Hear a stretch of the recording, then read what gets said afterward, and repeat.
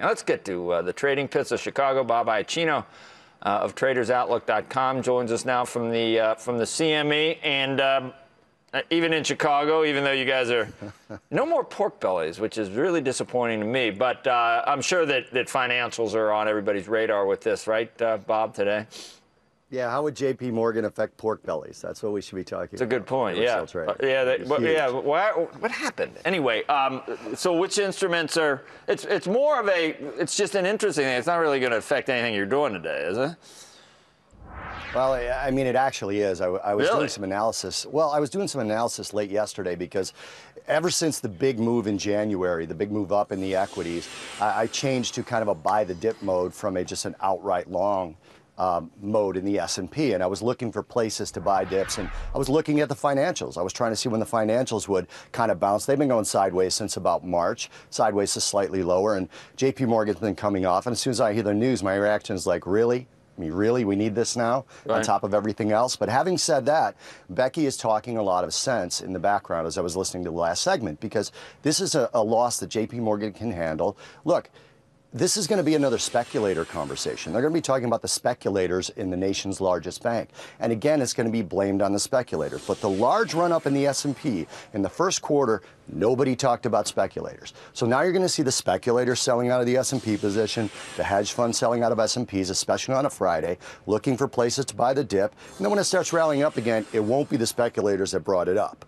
All right, that's what's going to happen with this. This is a manageable loss for a large bank. It's going to hurt because of the timing, with Greece still going on, with the economy seemingly slowing, with the summer doldrums, the sell in May coming in. So we're going to see a little bit of a further dip than I thought we would. I thought you could buy the S&P 1340 to 1333. Now I'm looking more at 1301, but I still think U.S. equities are the place to be because you need to generate returns, and corporations have large profits on their balance sheets.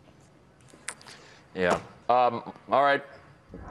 I was trying to think of something else, but yeah, well, not a great time for this to be. I think I covered it all. Yeah, you did. There's nothing else to say. Just you got the beard going.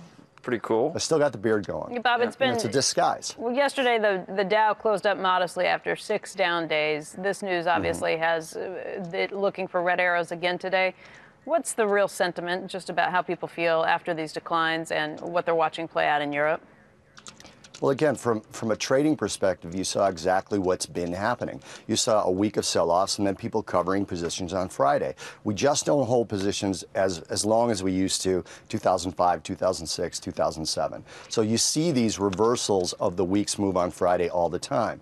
Now, instead of that, you're going to see new shorts and you're going to see some of the bigger picture longs covering as well. So we should see red arrows at the end of the day today. But once this shakes out, look, I was impressed by Jamie Dimon yesterday. I was impressed by him saying, look, we screwed up, our fault, we're going to take the hit, there's going to be people losing their jobs, there's going to be balances that, or bonuses rather, that are hurt, but we'll be okay. And that's the sense I got from him. You know, again, it was just bad timing for a bad loss, but losses happen. This, you know, controlling this risk from a perspective of we want to invest in stocks that never go down. Everybody stop it. It's not going to happen. Good. All right, Bob. Thank you. Have fun. Happy Friday. All right. See you later. You too.